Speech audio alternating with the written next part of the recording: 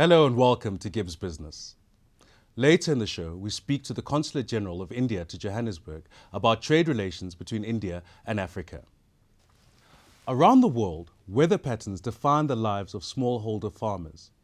Insurance can effectively reduce the impact of severe weather as well as support increased investment in farm productivity. For a long time, smallholder farmers in Kenya did not have insurance for their crop. This all changed with the innovative Kilimo Salama, an insurance product designed to protect wheat and maize farmers in that country. Kenya, with a population of over 43 million, lies in the East Africa region. Its economy is the largest amongst the East African countries, contributing close to 40% of their combined GDP. Agriculture accounts for 28% of Kenya's overall GDP, making it a crucial economic sector. Yet, many of the smallholder farmers in this agricultural sector have not been exposed to insurance, as existing insurance models have been designed for the more developed sector of the economy. The absence of insurance, however, leaves these farmers vulnerable to the effects of climate change and other risk. A single season's drought can spiral a family into poverty, which many find impossible to escape from. One insurance company, UAP, based in Kenya, is shifting this paradigm by innovating affordable and accessible insurance models for this group of farmers, previously marginalized from protection. Farming fairs are attended by smallholder farmers. These drive awareness and exposure to the new certified seed and insurance model. The farmer would then go to the local agrovet, dotted across the Kenyan countryside, to purchase the Syngenta certified seeds and the Kilimo Salama insurance bundle. The agrovet would then take a photograph of the barcode on the seed and fertilizer package with a mobile phone camera. This barcode image is texted to the office in Nairobi, where it is processed. Within 5 minutes of the purchase, the farmer is texted back a policy number and policy information. In order to grow volumes and distribution, it was necessary for this model to evolve. UAP now utilizes aggregators of farmers, these being cooperatives, lending institutions, NGOs, and outgrower schemes, or simply bundle the insurance into input bags. Local weather stations in rural districts will capture environmental data from a 20-kilometer radius and will regularly send information back to the Nairobi office via mobile network. In the event that the farmer experiences a drought or flood or conditions not optimal for harvest, programs at the Nairobi UAP office will pick this up. In the case of a drought or flood, the farmer will receive an automatic payout into their mobile M-Pesa account without having to conduct any paperwork or claims process, removing all complexity from the farmer's end. A further enhancement to the model is that UAP now utilizes satellite imagery to pick up weather patterns in microclimates. The certified seed crop provided through the Kilimo Salama project survives better in the harsh Kenyan climate, and the corn grown is visibly larger than non-certified crop.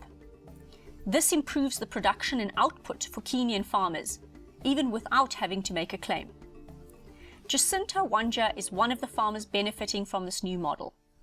One can clearly distinguish between the certified as opposed to non-certified plantations, which seem to be struggling in the heat and poor dry soil. Hard-working farmers like Jacinta struggle against harsh conditions, which make insurance policies imperative to protect these farmers from economic shock. The UAP insurance model is a great example of innovation at the base of the pyramid. As Dr. Tashmia Ismail, the head of the Inclusive Markets Program at GIBS, explains, there are numerous collaborators that came together to make this model a success.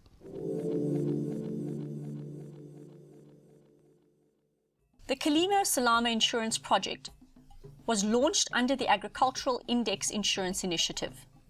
The design was first tested in a pilot project where several hundred maize farmers insured their farm inputs against drought in the long rain seasons of 2009. and today has grown to insure over 70,000 farmers. There are several key lessons to be gleaned for this case in terms of how dynamic environment business models should be managed. First, a complex set of partnerships was established between UAP Insurance and the Syngenta Foundation for Sustainable Agriculture. Other collaborators included Bayer Fertilizer, Safaricom, which hosts M-Pesa, the Kenyan Meteorological Department, and the NGO CNFA Agmark. Collaboration is an imperative.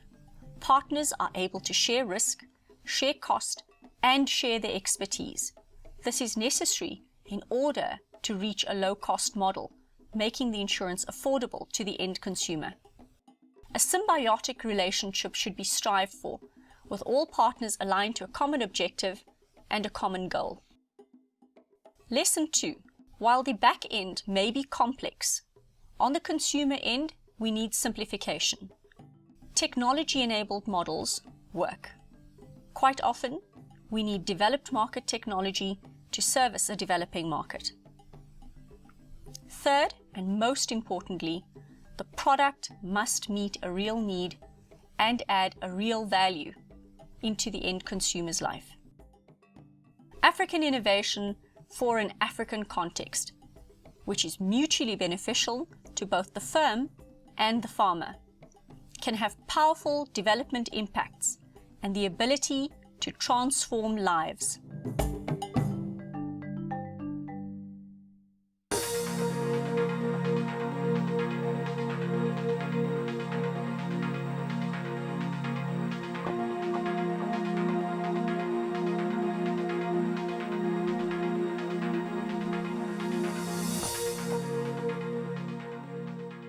While India remains one of the top trading partners and sources for foreign direct investment for the African continent, the opportunity exists to strengthen this relationship further. I caught up with Randhir Jaiswal, the Consulate General of India to Johannesburg, to discuss the relationship between India and Africa. Randhir, welcome to GIBS. Thank you. You're well aware of the recent McKinsey report, which predicts that India's trade with Africa will quadruple by 2025. What are going to be the driving forces and what sectors is that growth going to come from? I would say it'll be a two-way trade. On our side, of course, we have the automobile sector, we have the pharmaceuticals, we have the IT. We also need a lot of resources that Africa today can provide. India is a country which is deficient in energy, and we look forward to our energy security calculus. Of course, what Africa has to offer will be of prime importance. We also would like to add to the infrastructure sector in Africa in general. We would also like to build capacities, skill development, education, agriculture. These are, I would say that the kind of promise that we have between our two continents is significant and huge, and we must leverage each other to move towards a better life for all the people on this continent and people in India. A concern, though, amongst Africans has been that trade towards India has been mainly around resources.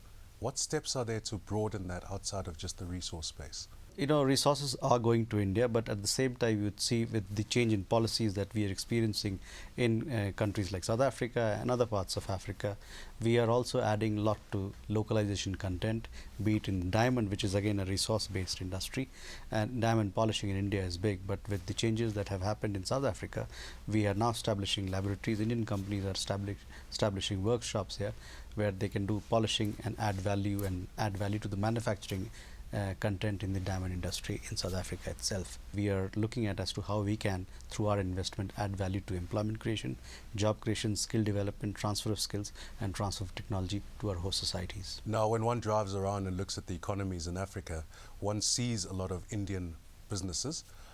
What has been on the opposite end? Have we seen a lot of businesses setting up in India from Africa? The two-way trade between India and Africa is somewhere in the region of $95 billion and growing exponentially.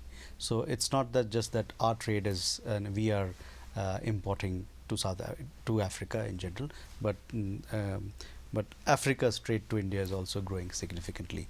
You would see in Africa there are 33 or 34 least developed countries, which happen to be a UN category of the 48 in the world. With these 34 countries, we have special relationship. We have extended duty-free, quota-free preferential market access.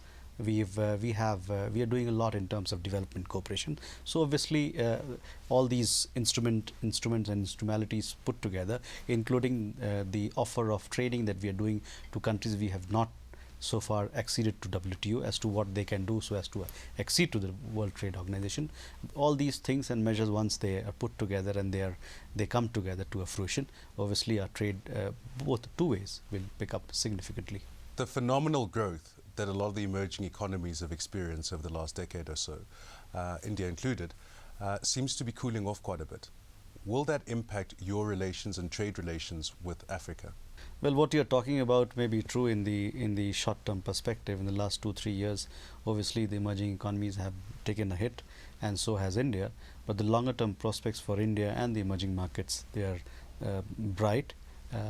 And for India, I can vouch for the fact that we are going to our economy is going to move up northwards very soon.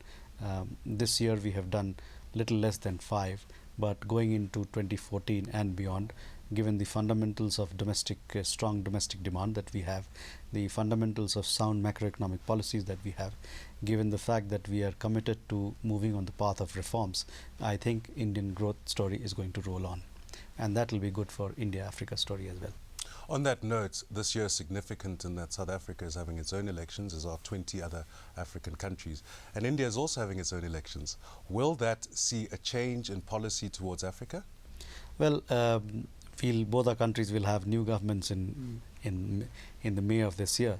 But given the salience of India-Africa relations, which is rooted in history, rooted in our struggle, rooted in our South-South cooperation, the engagement that we have among the developing countries, the kind of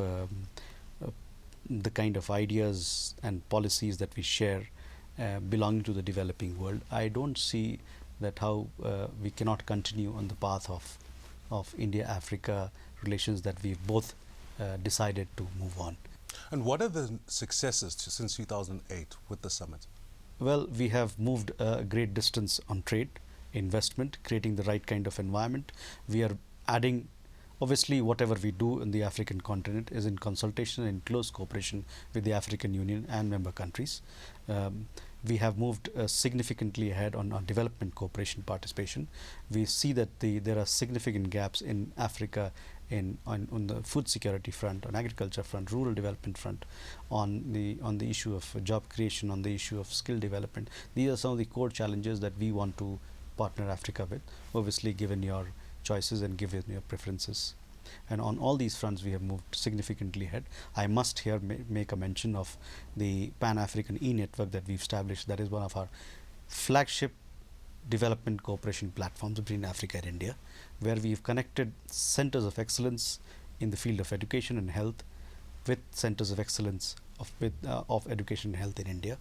And these centers of excellence, they are connected through regional VSAT terminals, where on a daily basis people in hospitals in India and Africa are interacting and bringing the benefits of telemedicine to societies here. On that note, I'd like to thank you for your time and wish you all the best. Thank you so much.